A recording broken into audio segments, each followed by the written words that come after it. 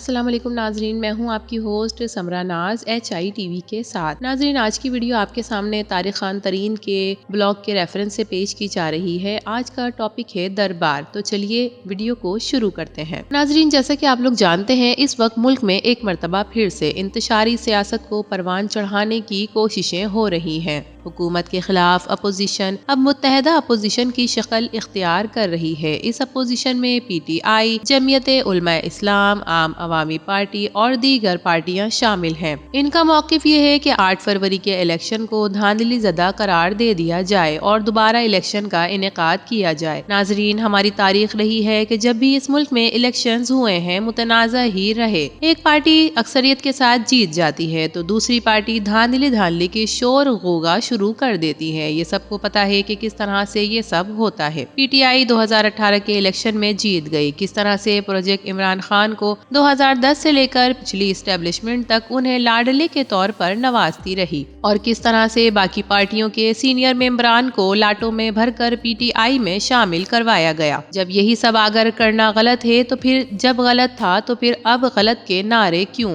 لاڈلے کو نوازنے کی انتہا یہاں تک پہنچی کہ بانی PTI نے 2019 میں جب وہ وزیر اعظم تھے، امریکہ میں بیٹھ کر پاکستان کی پریمیئر انٹیلیجنس ایجنسی ISI پر طالبان کو ٹریننگ فراہم کرنے کا بیان بھی داغ دیا۔ اس کے علاوہ اپریل 2019 میں ایران میں بیٹھ کر کہا گیا کہ پاکستان کی سرزمین ایران کے خلاف استعمال ہوتی ہے۔ حالات اس کے برعکس ہیں، جبکہ پاکستان کی جانب سے جنوری 2024 میں ایران کے اندر 7 سرجیکل اسٹرائیک کیے گئے۔ ناظرین، بانی PTI جو اس وقت جیل میں اپنی سزا کاٹ رہے ہیں، اپنی حکومت میں رہتے ہوئے انہوں نے پاکستان کی شہرگ مقبوضہ کشمیر کو پاکستان سے الگ ہونے دیا، جس پر 1-2 جموں کو خاموشی جیسی عظیم مزاحمت کو اپنا کر احتجاج ریکارڈ کروانا پڑا۔ نہ صرف یہ بلکہ ستم ظریفی یہاں تک پہنچی، کہہ دیا گیا کہ جس نے بھی کشمیر کے لیے مزاحمت کی اس کو ملکی دہشت گرد قرار دیا جائے گا۔ مگر اس وقت کی اسٹیبلشمنٹ کی نوازشات لاڈلے پر برستی رہیں اور لاڈلا مزید نکھرتے ہوئے اپنے رنگ دکھاتا گیا۔ اس کے بعد اپنا رخ سعودی عرب کی طرف موڑتے ہوئے انہوں نے حکومت کے تب کے وزیر خارجہ شاہ محمود قریشی نے مسئلہ کشمیر پر سعودی عرب کو مخاطب کرتے ہوئے کہا کہ اب ہمیں آگے بڑھنا ہوگا، سعودی عرب کے ساتھ یا پھر اس کے بغیر۔ یہ کہنے کی دیر تھی کہ سفارتی حلقوں میں اس نامناسب رویے پر ایک بھونچال سی مچ گئی۔ اس کے بعد پاکستان کی خارجہ پالیسی کو بے تحاشا نقصان پہنچا۔ سفارتی نقصانات اس سے کم تھے کہ بانی PTI نے سائفر لہرہ کو پاک امریکہ تعلقات میں دراڑ ڈالنے کی کوشش کرتے ہوئے پاکستان کو عالمی سطح پر کمزور کرنے کی ایک گھناؤنی سازش رچائی گئی۔ سائفر پر کھیلنا ہے کہ عملی سفر شروع ہو کر کیا ہم کوئی غلام ہیں پر سے گزرنے ہوئے انتشار کی سیاست کرتے کرتے وزیر اعظم کی کرسی سے عدم اعتماد کے ذریعے بے دخل کر دیے گئے۔ یوٹن کو عظیم فلسفی قرار دینے والے موجد بانی PTI اپنے سائفر اور اس خوبصورت کھیل پر جب انہیں شکست اور تنہائی کا احساس ہوا تو بے دھڑک کہہ دیا کہ مجھے امریکہ نے نہیں بلکہ جنرل باجوہ نے نکالا ہے۔ یہ ایک حقیقت ہے، پاکستان کا اسرائیل جیسے ناجائز ریاست کے خلاف ایک نظریاتی موقف ہمیشہ رہا ہے، جس کی بنیاد پر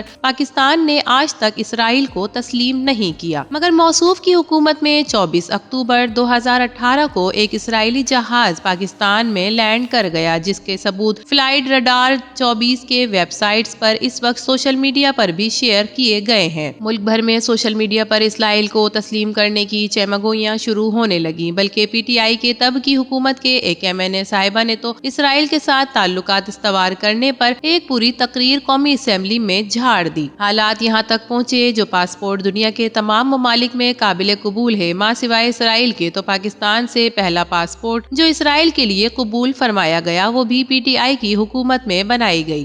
یعنی کہ جنوری 2019 میں سیاسی مداری کے طور پر ابھرنے کے لیے انہیں آرمی چیف قوم کا باپ ہوتا ہے، یہ بھی یو ٹرن لیتے ہوئے اس وقت کے آرمی چیف کو کہہ دیا گیا۔ کہا گیا کہ نیوٹرل تو جانور ہوتا ہے، مجھے بچا لو اور عمر بھر کی ایکسٹینشن لے لو۔ ये ऑफर काम ना आ सकी तो हुकूमत भी चली गई। नादानी की नौबत यहाँ तक पहुँची। नाजरीन, नौबत यहाँ तक पहुँची कि दिसंबर 2022 में खुद अपने पाँव पर कुल्हाड़ी मारते हुए पंजाब और खैबर पख्तूनख्वा की असेंबलियों को तहलील कर दिया गया। असेंबलियों को तहलील करने के पहले अपने जाती मफादात की खातिर IMF मुआहदे से रूगिरदानी करते हुए पाकिस्तान जैसे जिम्मेदार मुल्क को डिफॉल्ट की तरफ ले गए। बल्कि उस वक्त के वजीर खजाना शौकत तरीन ने PTI के पंजाब और खैबर पख्तूनख्वा के फाइनेंस मिनिस्टर्स के साथ टेलीफोनिक गुफ्तगू के दौरान ये तक कह दिया कि दोनों हुकूमतों को फिजिकल बजट के इजाफी रकम वापस नहीं करेंगे, ताकि ऐसा करने से वफाकी हुकूमत और IMF के दरमियान मसाइल पैदा हो जाएं।